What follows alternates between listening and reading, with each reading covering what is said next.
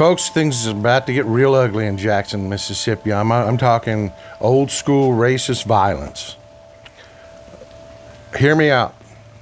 This is going to take a brief explanation of white flight and what's going on, but the white racist legislature and Governor Tate Reeves in Mississippi have just pulled a Jim Crow era attack on the city of Jackson, Mississippi, and it's going to be ugly, folks. It is going to be old school Bull Connor bullshit. So let me explain what's going on. And a shout out, before we start, a shout out to Mississippi Today. They are a boots on the ground news organization in Jackson, Mississippi that follows exactly what's going on in Mississippi. They've shared images with us before. They are a great boots on the ground news organization that follows these kinds of things. So please give them a follow if you can.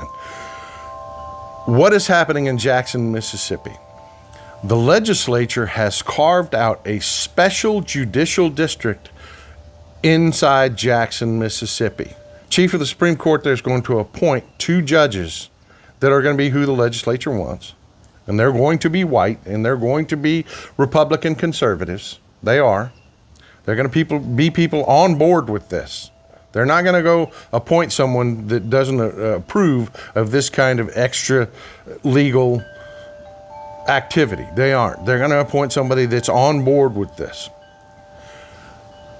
To these 2 seats within this special judicial district they just created in Jackson, Mississippi. And they have created expanded the area around the Capitol to eat up a large chunk of Jackson, almost all of downtown Jackson.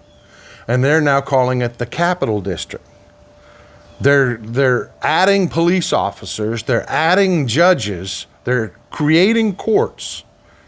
And they're going to cordon off downtown Jackson, essentially, and they're going to enforce the law as they see fit. Now, to understand the history behind this, you got to understand a little bit about white flight in Jackson, Mississippi. There are cities all over this country that suffer from white flight. You've probably heard that term before. If you don't know the practical effect of it, Jackson, Mississippi is a test tube, perfect laboratory example of what happens in white flight. When desegregation happened and little white kids had to go to school with little black kids and white people couldn't have their own fountains anymore, and believe me, racism lasted much longer in Mississippi than it did in your states up north. Let me tell you, it did. When they were finally forced, not that long ago, to be completely segregated, white people ran from Jackson, Mississippi like you wouldn't believe. I mean, they just sold their houses and split. They left. Just dumping property values in Jackson, Mississippi. Dumping the tax base in Jackson, Mississippi. Because there are black people that live in Jackson, Mississippi, and if they couldn't oppress them and segregate them, they weren't going to live with them. That's the kind of people we're talking about. So, what happens to a city in that situation is you have all of the same infrastructure, the same number of suburbs, the same number of homes, the same number of schools, everything that you have to now support with a fraction of the tax revenue. So things decline. You have to, like anybody else, you have to make decisions. You have to pay some bills and not others, some maintenance, not some other, not others. And these cities that are suffering from white flight degrade, which intensifies the white flight, destroys the property values, and makes it damn near impossible to manage. The fix for this is the state, and if it's too bad, the federal government has to step in with grants to revitalize the city to make it more attractive. and therefore increasing your tax base. We know how to fix this the right way. Mississippi's racist-ass legislature will not do it. They will not work with Jackson, Mississippi. Why? The mayor's a Democrat named Chokwe Lumumba. They're not going to work with a Democrat, and they're not going to work with a black man. They're not going to do it. They are just not going to do it. They will let Jackson die before they help them out, before they do their jobs and help them out.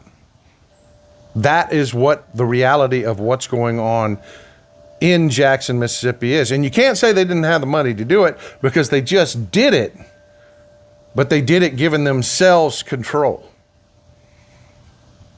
They just hired the police for this new district. They just hired the judges. They just established the courts. The money was there, but they weren't going to help Jackson pull itself up. Oh no. Oh no. That wasn't going to happen. Not with these racists. No way, no how. The right way would have been to help, to hold, carrot and a stick, hold the funding up and say, you've got to create more judicial districts and we'll give you the funding. We'll help you fix your water infrastructure. We'll help you fix your sewage infrastructure. We'll help you increase your property values. And everybody does better. No, not Republican racists. Can't have everybody doing better. You can't do it the right way. You got to do it the hate way. The way they chose to do it. They're going to put their racist ass judges in place. They're going to cordon off a huge section of the city of Jackson and put their own police in charge. And every time something like this happens, we go back to the Bull Connor days. We go back to, beating people, shooting people, arresting people over bullshit, harassment. They're going to force gentrify downtown Jackson while continuing to screw all of the rest of Jackson, and they're doing it on purpose, in daylight, today. This isn't last century racism, folks. This is what they teach in CRT. They teach you to identify this stuff. There's a reason Republican racists don't want you to hear or see anything about CRT, because they're doing it today. So folks, I need you to help me keep an eye on what happens in Jackson, Mississippi. I need you to help me fight the abuses there. Watch.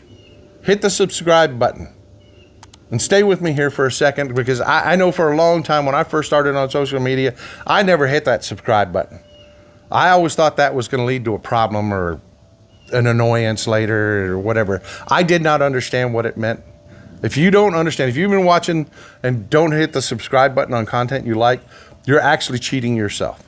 Because no, you're not going to get texts and phone calls or any other shit like that. All it does is when you open this app, there'll be a little bell at the top. There'll be a little red dot. And if you push on it and you want to see more of what we got to say, you just click.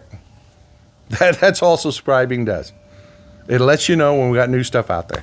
So please hit that subscribe button. It helps us out immensely. Helps us keep track of these racist bastards in Mississippi.